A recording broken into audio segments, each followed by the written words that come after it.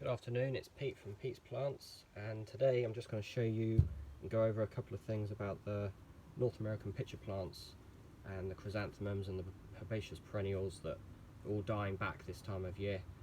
And even these things, they look pretty rough, and a lot of people seem to think that they're tropical plants and they keep their leaves all over the winter, but that's actually not the case. They die right back. These are the winter leaves and they'll stay on all through the winter. That's one that I've just recently cut back, and that's tidy.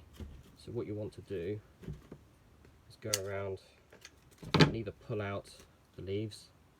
You get them out much cleaner that way, but some of them come out easier than others.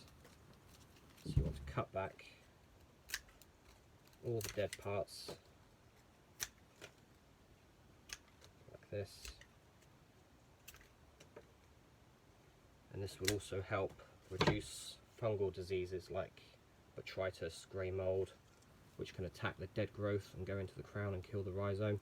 So it's quite important that you tidy them up a bit. So once it's all cleaned up,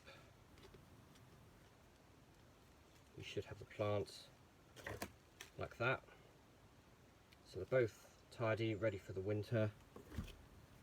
Now it's beginning of November, so you want to keep them cooler now this time of year.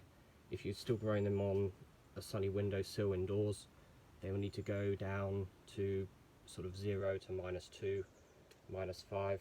All of these plants are very hardy. I've got a couple of others I can show you in a minute. Even the chrysanthemums, they're dying back and they've been looking great over the summer, but all you need to do with these is cut off the dead parts, and then you've got the smaller shoots and leaves. They can remain on the plant over winter. That'll be absolutely fine. These don't get waterlogged in the summer quite like the sarracenias. They need to be sitting in water, so these need to be kept slightly drier. You can let them dry out a bit. They don't want to be kept too dry, so probably twice a week, watering straight over the top, not sitting in water. That'll be absolutely fine for those.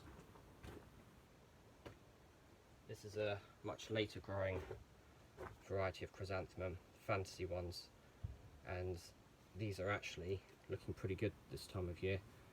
Some do better than others.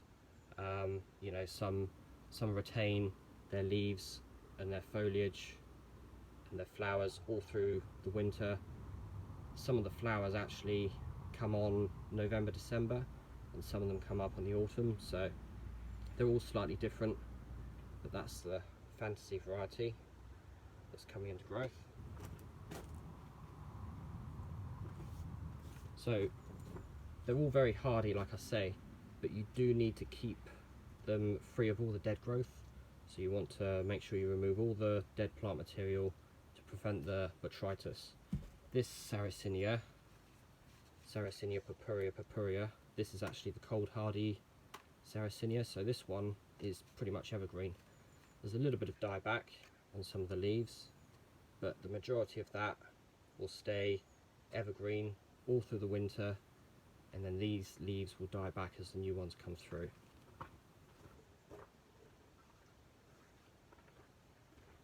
I hope that's been of some help, as a lot of people get very confused as to what to do with them this time of year when they look pretty rough. So they're all dying back, as you can see, and like I say, they'll come back up in the spring, but they need to be kept cold and damp rather than warm and wet. I'll do another video in the spring when I'm repotting them and dividing them, and hopefully that'll be a bit more straightforward to understand the care and requirements over the winter and for the spring as well.